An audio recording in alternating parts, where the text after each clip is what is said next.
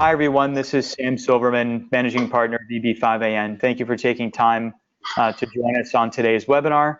Today, we're going to be chatting about challenges faced by non-immigrant visa holders and how an EB-5 investment with an adjustment of status, or AOS, can be a solution and help clients in this situation avoid a lot of the restrictions with work permits and other statuses. During the webinar, if you have any questions, please use the chat box on the screen and we'll try and cover as many questions as we can at the end. We will be sharing a video recording of this in a few days, along with the slide deck. If you're interested in getting a copy of the slides, you can also email us at info@eb5an.com and we're happy to share a copy of the slides as well. Let's see. So here's a quick overview of what we're going to be talking about on the webinar today. A little bit about EB-5 for context. Today we have two incredibly experienced attorneys from Fragman joining us who are going to walk us through the bulk of the presentation. And we'll be chatting about challenges for non-immigrant visa holders, how EB-5 can help, and what the kind of step-by-step process looks like for that.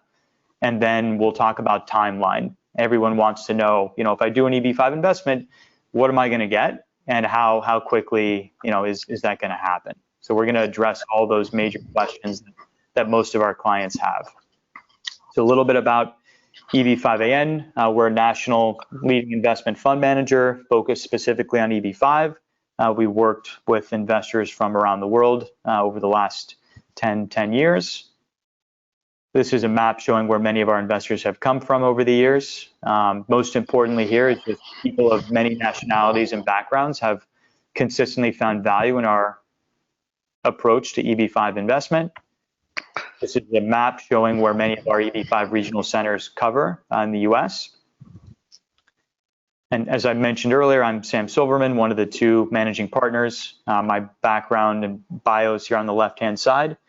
And my partner, Mike Shenfeld, is also joining us today, and I'll let Mike jump in and share a little bit about his background and experience and kind of the thought process behind starting our company, 10 plus years ago. Perfect. Thanks, Sam, and really appreciate everybody taking the time to join us today on the webinar, and appreciate our guests from Fragman coming on as well. So you can learn a little bit more about my background on the right side of the screen. Sam and I founded the company over 10 years ago. Before that, I was in private equity, and we worked together at the Boston Consulting Group. And what we've tried to bring to the EB-5 industry is more of that institutional perspective and knowledge. Back in 2012 and 2013, many EB-5 projects were poorly structured and just didn't really make sense in terms of being safe for investors, either from the immigration side or the financial side. So what we've worked to do is to button up the process and become best-in-class operators of offering high-quality deals that minimize immigration financial risk. And I think that our growth over the past 10 years and our track record speaks a lot to the approach that we brought. Great. Thanks, Mike. So now, Fragman. So we've got two attorneys with us from Fragman, Mitch and Blake. Mitch, do you want to start and kind of give us a little overview about Fragman, and then talk a little bit about your bio as well? Yeah, sure. Thanks, Sam. Thanks for the opportunity. Thanks for asking us to participate in this webinar. They're always fun to do. So I'll start with talking about the firm, and then my team, and then me. We'll get smaller and smaller. So Fragman, all Fragman does is immigration all over the world. We're the largest firm that practices exclusively in the immigration space, not just U.S. immigration, but immigration all over the world. We have 60 plus offices around the world and about 6,000 employees. So I'm a senior partner with the firm, and I oversee the firm's Southern California region that has offices in LA, Irvine, and San Diego. And we do a significant amount of EB-5 work in each of my three offices. I've been an attorney I've been doing this kind of work for about 38 years. I think I started in 85 or so, and seen all the ups and downs of the EB-5 program, all the stops and starts. So my team, although it sits in 3 different offices, is kind of a small EB-5 boutique within a larger firm. So it's actually clients get all the resources of a larger firm and kind of the client service ethos and the focus of a specialized boutique firm. I'm a certified specialist in immigration law by the California State Bar. I was recently for 12 years on the firm's executive committee, and I speak at different EB-5 conferences and on different panels all over the world, maybe going back to India in a couple of months. I have some colleagues in China right now. So that's me and the team. Blake, you want to share a little bit about you? Yeah, I just want to say thanks everyone for coming on today's webinar as well. And Mitch and I, we're both in the Irvine office. He's just down the hall from me. I've been practicing exclusively in immigration law for 14 years now, and 11 of those have been with Fragman. I'm a partner here in the Irvine office. Former chair of the Southern California chapter of AILA, which is the American Immigration Lawyers Association. At Fragman, I work on some of our corporate clients, so these are everyday H-1B work visa type folks, but I also do a lot of investor cases, so new office L1s, E2 investor cases, or E2 treaty trader cases, and of course EB-5, which is kind of the green card variety of the investment option for some entrepreneurs. So that's my role here at Fragman. Back to you, Sam. Great. Thank you guys. And here's a little more, written information about both Mitch and Blake as well. So now kind of shifting to the main topic of today's discussion, challenges for non-immigrant visa holders. So I guess to start, Mitch, maybe kind of give us some context. What is a non-immigrant visa and why does that matter? And then let's kind of run through these 4 major buckets and what the issues are for each one, because I'm sure many of our attendees fall into one of these buckets. Great. But even before we do that, I'd like to take a further step back and just talk about the overall topic today, because it's as conceived, it's a little broader than that even. So our approach to EB-5 is that it does not take place in a vacuum. We kind of provide a 360-degree view and analysis of a client's situation. So what visas they might have previously had in the U.S., what visa, if any, they're currently on in the U.S., maybe what changes of visa status are possibilities in the future.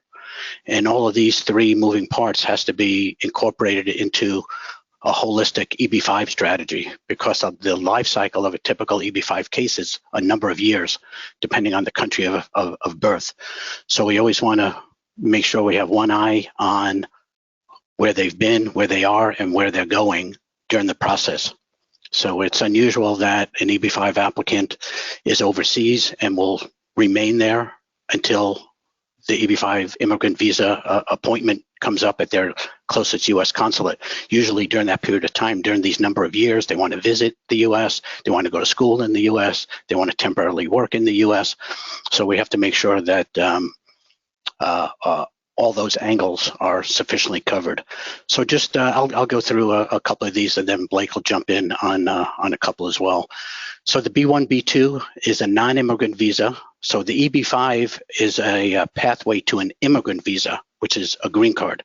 So there's the permanent side of the equation, then the temporary side of the equation are these various non-immigrant visas. So they're not immigrating.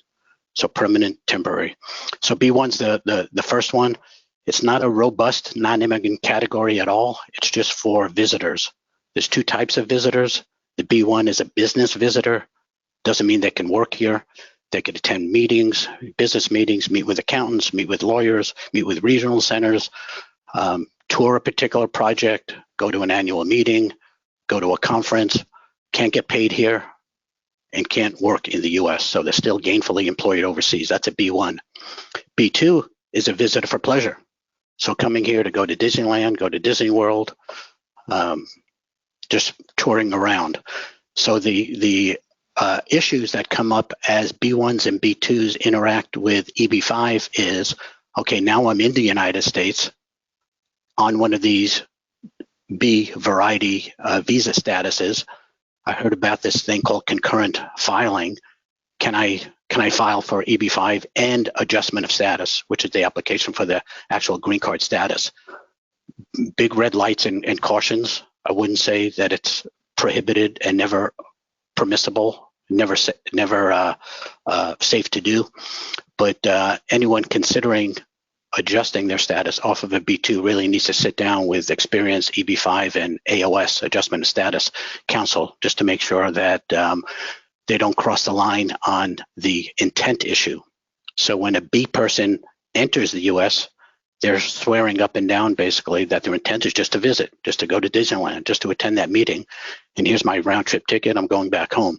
So if the facts change and they start applying for green cards, that's when you really need to get good advice from counsel. So a slightly more robust non-immigrant category is the F1 visa, which is really, really common. It's a common use case for EB-5. So F1s are for academic students, foreign nationals that are academic students. There's another type of student visa called an M1 for vocational students. We don't see many of those, so we'll focus on the F1. So the F1 status is good for as long as they're a full-time student. So on their entry card, it usually has a durational indication of DS, duration of status. So as long as they're maintaining valid student status. So F1 is very common to file for EB-5 in conjunction with a concurrent adjustment of status or AOS filing. So the AOS piece of that puzzle has three components to it: work permit, advance parole, which is travel permission, then the green card application itself. So with F1s applying for AOS, another serious conversation needs to be had with experienced counsel just to make sure there's no intent issues there as well, similar to the B1, B2. Blake, you want to talk about the H's and L's and how they differ in this context? Yeah, absolutely. So these are two of the primary kind of workhorse visas that people will be on in the United States if they're working for a U.S. employer or company. H-1B, very, very common work visa, but they're really hard to get. Every year there's a cap of them. You've got to go through this lottery. This year's lottery was super, super dismal as far as the percentage of selection. And then, of course, you're tied with that employer who sponsored the visa for you. The visa itself is for generally kind of professionals, so any job that requires a degree in a specific field, and the candidate must have a degree related to that position.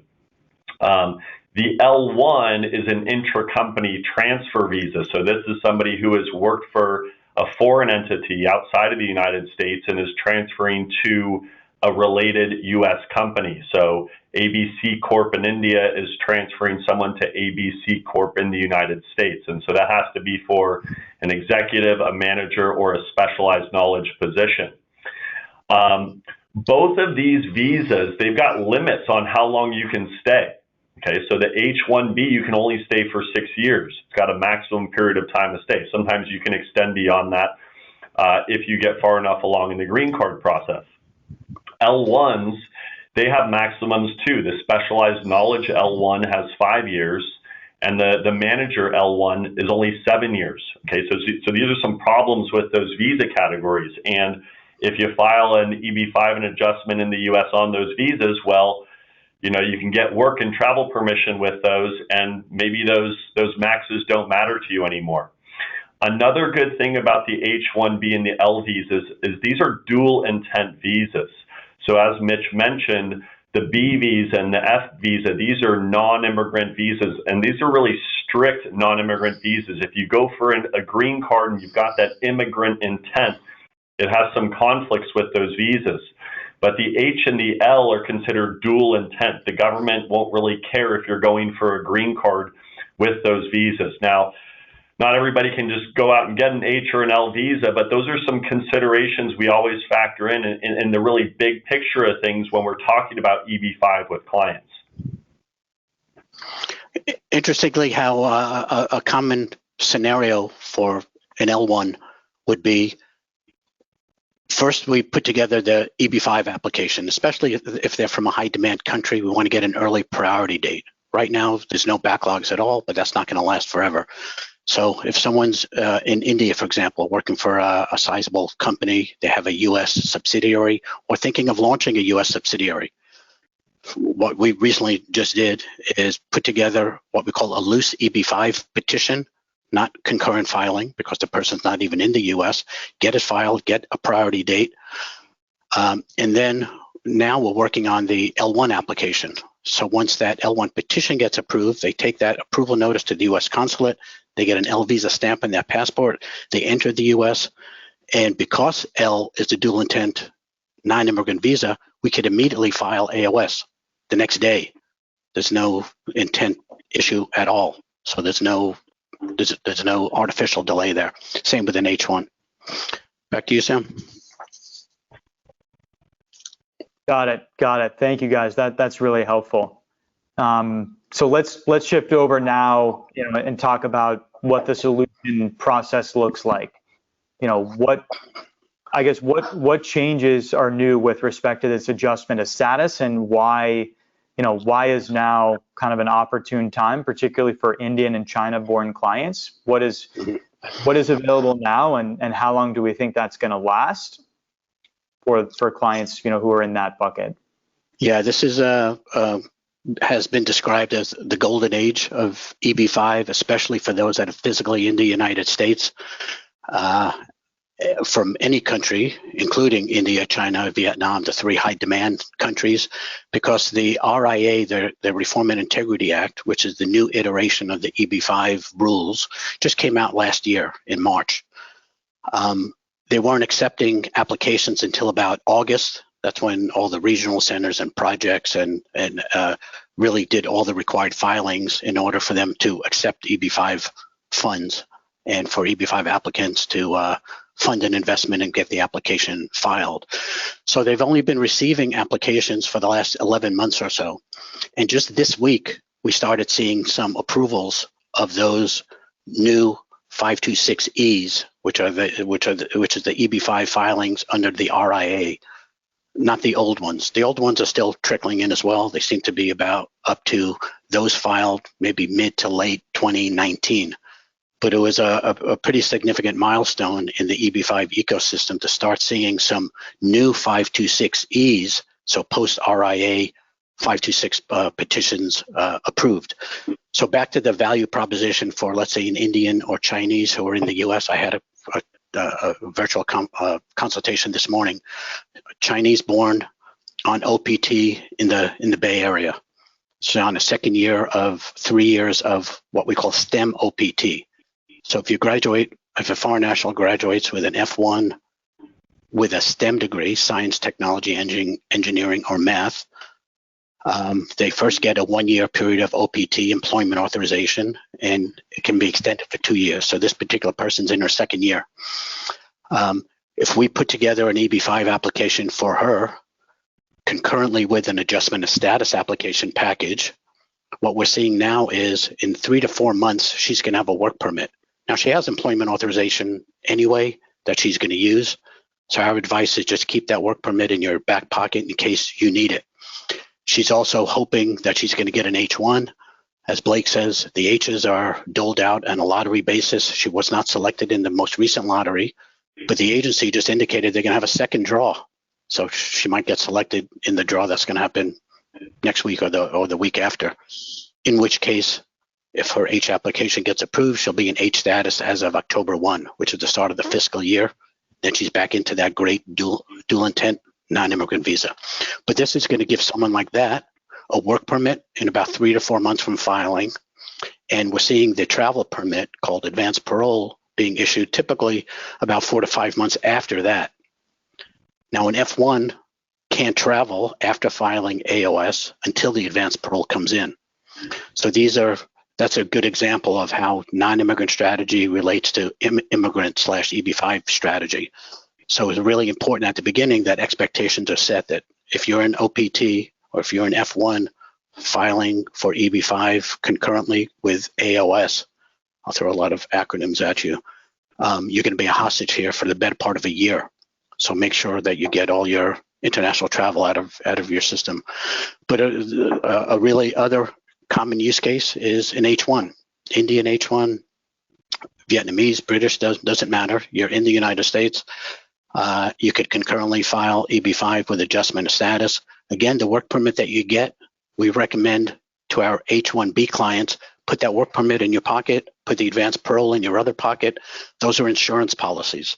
We always advise maintain valid underlying non-immigrant status throughout the process up until the time you have that first conditional green card in your hand, if at all possible. Sometimes it's not possible. Maybe they lose their job. In this climate, people are losing their jobs every day.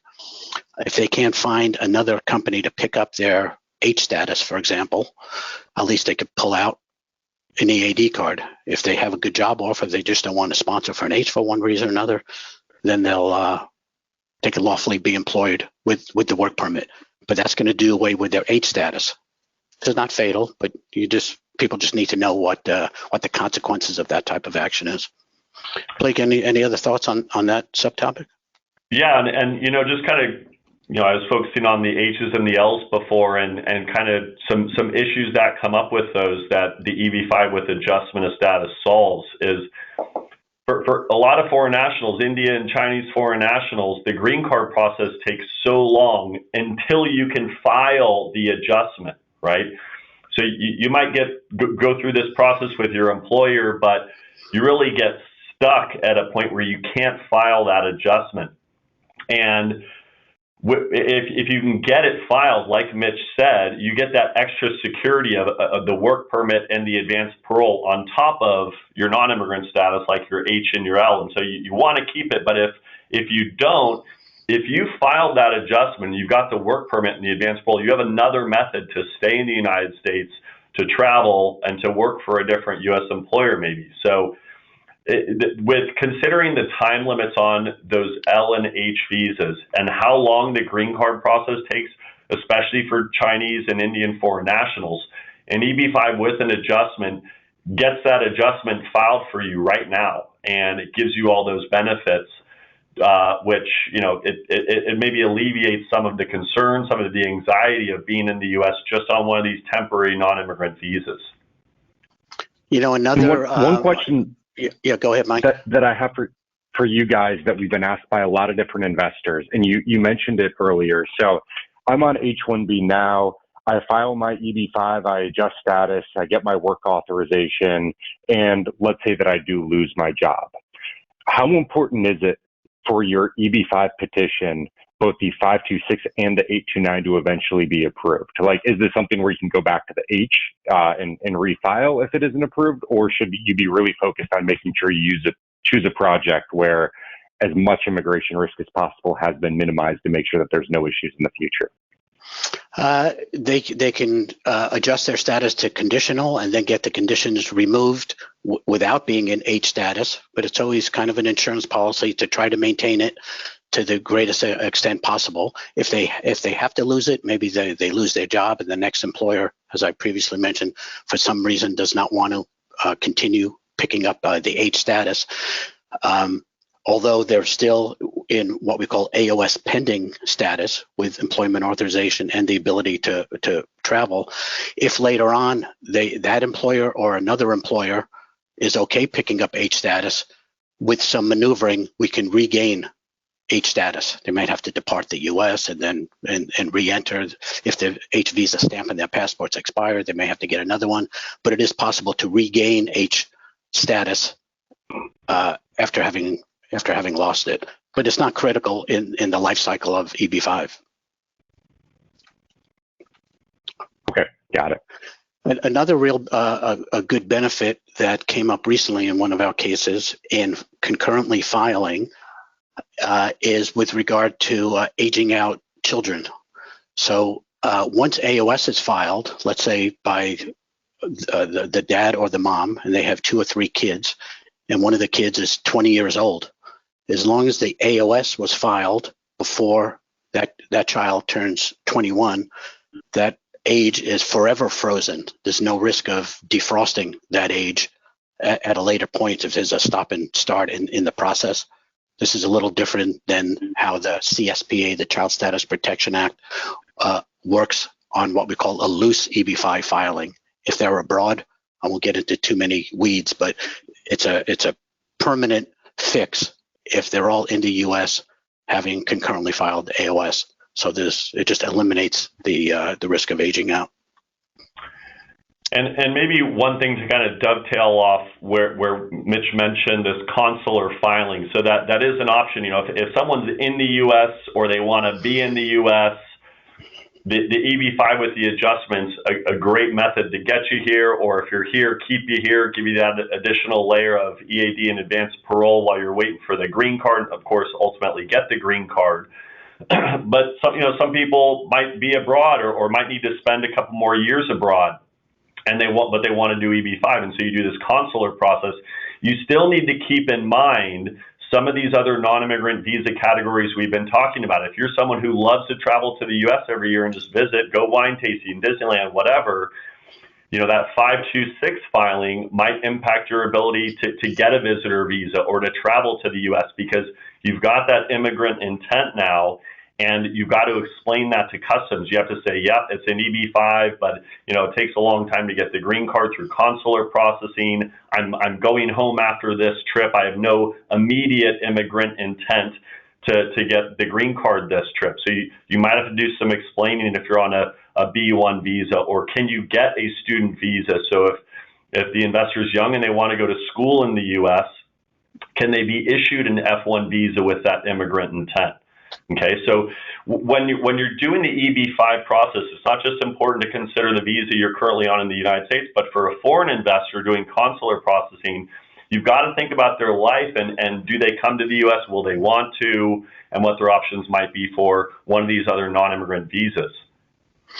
Yeah, a common issue that emerges along those lines, Blake, is where there's a parent who's a principal applicant, and maybe they have a 15-year-old child, not quite old enough to be applying for universities in the U.S., but very common and popular for Indian families to want their children to be educated in the U.S. or somewhere else. So if it's in the U.S., a common question that I get is, okay, dad is going to be the principal EB-5 investor. The application's going to enumerate all the other family members, spouse, and all the children. Is that going to be a problem when my 15-year-old in a year and a half is going to apply for an F1 after getting accepted to a U.S. university? Very, very common question. The good news is the answer is no. There's a resource called the FAM, the Foreign Affairs Manual, which specifically mentions that the answer to the following question, which is on every non-immigrant visa application: are you the beneficiary of an immigrant visa petition? So the answer to that question is yes for the dad, the principal applicant, but no for everybody else. So that's, and we haven't had any problems over the many years with children of principal EB-5 applicants applying for F1s. Now, if the dad was to want to apply for an F1 for one reason or another, he might have a challenge at the consulate. Not even definitely, but just might. Got it. Okay.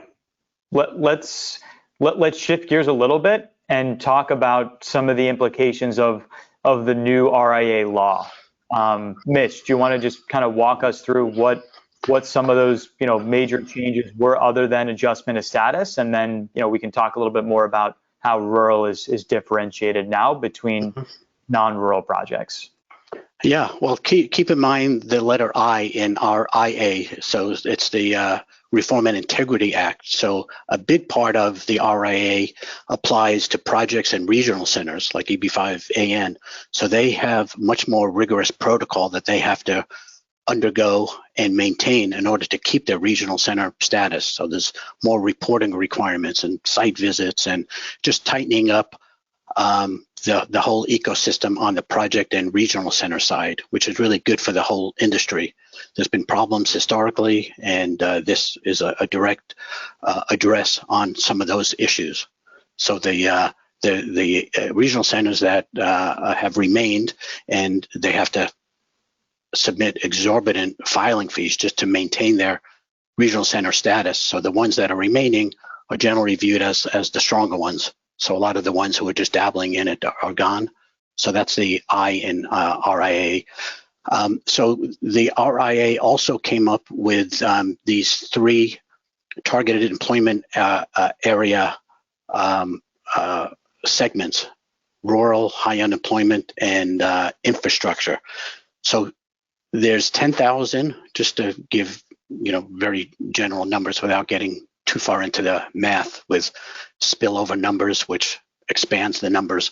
So there's 10,000 EB-5 green cards issuable or available per year. No single country can get more than 7%, so that's 700. And they divided that into these 3 categories. So they have these, they set aside a certain percentage of those 10,000 for these 3 subcategories: rural, high unemployment, infrastructure. So 20% of the set-asides are allocated to investors in rural projects. 10% of the set-asides is allocated to investors in high unemployment, and 2% in infrastructure projects. We haven't really seen an infrastructure project on the market, or at least none of our investor clients have found one and selected one. So mostly it's rural and high unemployment are the 2 big games in town. The benefit of rural is that the RIA indicated that those EB-5 applications based on a rural investment are to receive what they call priority adjudication. Got it. That's helpful. Let's see. All right. So I guess Mitch, can you kind of walk us through the visa bulletin? I'm sure some of our clients are familiar with it, but how do these set-asides and kind of adjustment of status, how does that kind of fit in with what's shown on the bulletin? Yeah, I'd love to see all those C's. C's means current, which means there's visas immediately available for applicants in those categories and subcategories. So you'll see China and India, September 2015, April 2017 for India. Those are for the older EB-5 applicants, so pre-RIA, which is kind of unfortunate and very unfair. So the older applicants, it's not current. They can't, if they happen to be in the US with in H status or L status, they can't file AOS because there's not a C under the old cases. So unreserved is old. Set-asides are the new post RIA. So right now, as I said, none of the categories have filled up because there just hasn't been enough time for them to fill up, because the agency hasn't issued any or approved any AOS or issued an immigrant visa for post RIA cases.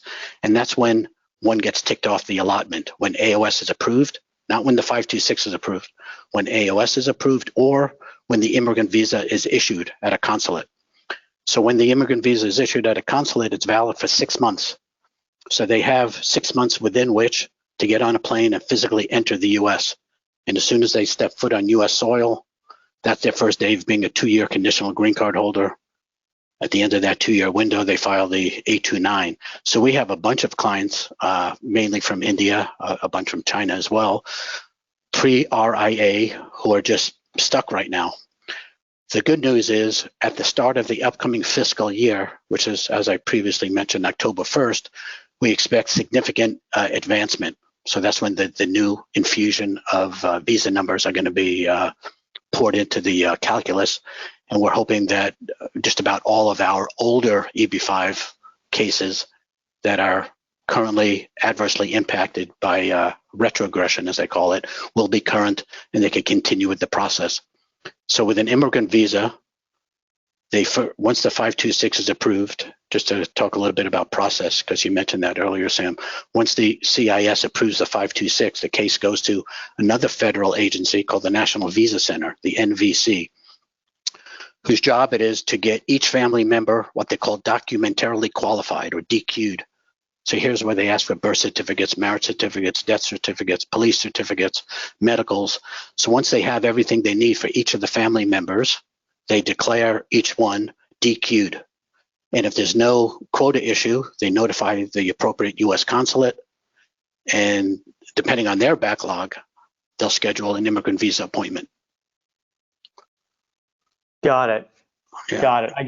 I guess, Mitch, going back to the visa bulletin, one thing that's kind of unique about this current situation where India, China, and all the other countries are current is that, there effectively can be an unlimited number of investors who do EB-5 who are already in the U.S. who could get that work permit and travel permit. So, even if there is a visa limit for the EB-5 green cards, there's no limit on adjustment of status. So what will likely play out over the next few years here is, many people will do the investment and then they'll all be able to get the work permit quickly. And maybe some of the investors, the ones who are late and who invest kind of towards the back of the group, will face a delay later when their I-526E gets approved in terms of collecting the green card.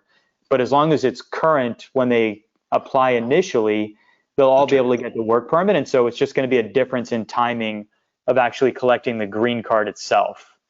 Yeah, that's right. The way I describe it to clients, Sam, is just by being able to file the 526E concurrently with the AOS, and as you said, they can any number of people can from any country right now can file all day, every day. There's no limit on the number who can file.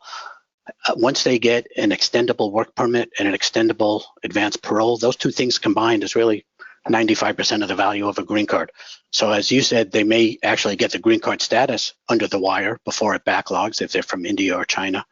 But if not, at least they have an extendable work permit and extendable travel pass, so they can continue to work anywhere, travel anywhere. And then one day they'll be happy to find the green card in their mailbox when their turn is finally reached on this future waiting list. Yep, exactly. And yeah, it is hard to say, how long that green card process is going to be. But what we do know is there are more visas available for rural. There's more, there's faster processing for rural. I know we've seen some recent approvals in, about 12 months. And, we also know just by looking around in the market today that there's a lot fewer rural projects open compared to non-rural projects. So we think, the combination of those kind of supply demand factors, should result in investors kind of applying now, getting the green card faster in a rural project. But, unfortunately, there aren't detailed statistics that USCIS publishes, about supply demand. But if you just go online, you do basic research, you'll quickly find that there are not many rural projects open. And a lot more non-rural, just because it's rural projects. There are few areas in the country that are rural, and so there's just fewer large-scale developments happening in those areas. We touched a little bit on the timeline already, so we'll skip over that. And just as Mitch mentioned, many of our clients are Indian citizens. They're in the U.S. They're doing some other job, tech, consulting, investment banking, and as Mitch said, 3 or 4 months is really conservative to get the EAD. Travel authorization usually takes a little bit longer. This is one of our clients, Siddharth, who was able to get both in just about 60 days. This is definitely a little bit on the faster side, but we have seen other clients get it in about 2 months. But most clients, I'd say, are generally in that kind of 3 to 4 month window or so. So very quickly, definitely happening in a number of months for these applications. Hey Sam, could I quickly go over another very common use case considering someone who's in H-1B status, and it Sure. just addresses a really common question that I get probably a few times a day. Sure. Fact pattern is born in India, H-1B. I have an EB-2 priority date, which means their H-1B employer started down the path of applying for a green card for that Indian-born critical employee. So that process is very different, and it takes it's comprised by a few different steps. But the Labor Department approves it to certify that there's a shortage of available U.S. workers, and then they file what's called an I-140 petition, which is also a different type of immigrant visa petition, like the 526, to classify that job and that worker in one of several employment-based categories, either the second or third, so EB2, EB3. So the question I get frequently is, Mitch, I have an EB2 priority date. Can I file for a different type of green card, like EB-5? And the answer is a resounding yes. You could have 2 or 3 or 4 or 5 oars in the water and just grab the first green card that comes in. For an Indian in EB2, EB3, the backlogs are decades long, something 40, 50, 60, 70 years. So unless there's some legislative change, although that person can remain in the United States with employment authorization, they're not going to get the green card through that path, which is why India EB-5 is so popular. Just wanted to make that clear, Sam. Back to you. Yep. That's definitely a big point, because a lot of our Indian clients, are working higher stress jobs. Amazon, Microsoft, Snowflake, Wells Fargo, these big employers, and the clients have been there 5-10 years already, and those types of high stress jobs definitely take a toll. And a lot of our clients just don't want to, they don't want to feel like they're indentured servants for those big tech companies, for 20-30 years.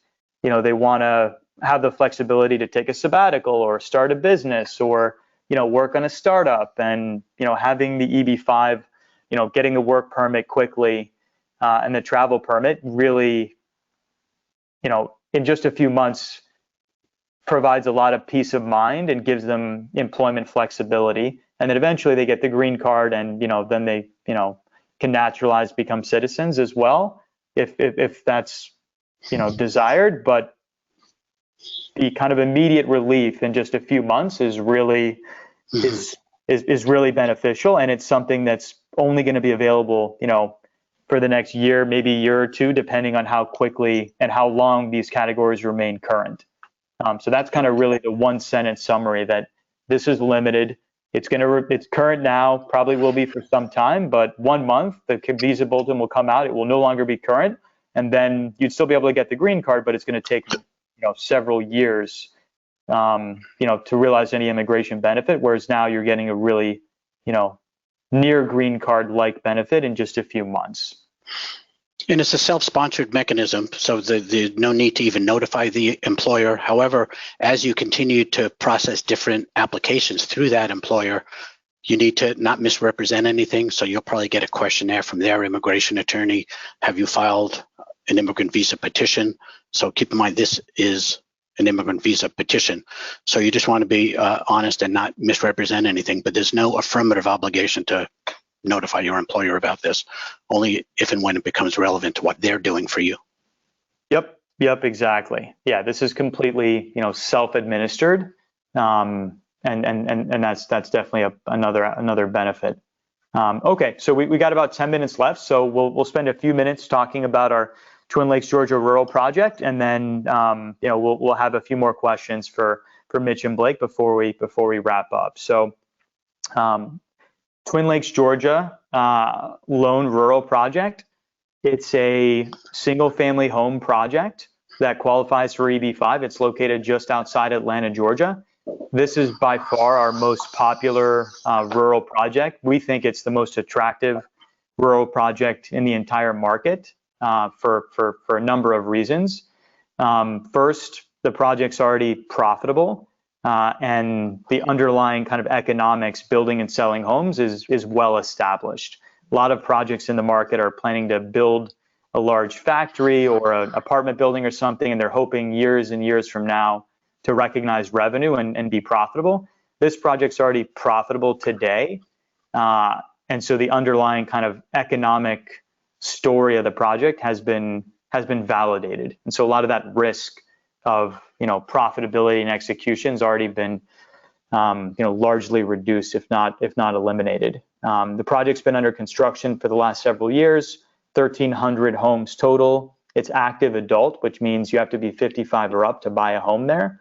Over 500 homes have already been sold, almost 400 homes already built and delivered to residents and buyers, with buyers already moved in. Clubhouse is done, largest pickleball facility in Georgia. The project's already created more than the entire number of EB-5 jobs required for every one of our investors to get the permanent green card. We'll talk a little bit more about job creation on one of the future slides, but in summary, jobs come from money spent on construction cost, and the project's already spent more than $200 million on costs. And so because that's already happened, we've already created more than 1,800 jobs out of a total of nearly 7,000 jobs that we expect once the deal is completed. It already has a senior loan in place with Third Coast Bank. Previously, it was underwritten by Wells Fargo Bank, one of the most conservative lenders in the US, and had a large loan with them. Total cost is about $660 million, and the EB-5 loan is just about 12% of the total cost. What's kind of unique about this project is it follows kind of a proven formula. It's one of 13 Crestwind branded retirement single-family home communities. A number of these communities have already been completely sold out and finished. A number of them are still under construction today, and sales are going strong. And you can see all of these are in the Southeast market and really focus on active adults, from California, New York markets, moving down to the Southeast for warmer weather. They're still active. They want to be in a new home, and they want to be in a warmer place with lower taxes. And so, this strategy has been successful and continues to be successful for Coulter, the developer. So a little bit about kind of the structure of the project. The developer of the project, Coulter, is one of the largest developers in the Southeast. They've developed over 180 projects with expected value of more than $24 billion, including 20,000 plus single-family homes. They've successfully repaid billions of dollars in debt over the last 25 plus years. They've never not repaid a loan or to complete one of their projects. So a very large established developer. The project's already profitable. This particular project has an EB-5 loan repayment guarantee from one of Coulter's parent companies. And so in most projects, you'll see EB-5 funds are going directly into one address. And to get the money back from the loan, that one project at that one address needs to be successful because the repayment of the loan is going to be tied directly to what happens at that one site. In this project, because the repayment guarantee, the promise to repay the money, is from a much larger entity that owns many, many projects, the repayment risk is diversified and it's spread out, across a much larger pool of assets.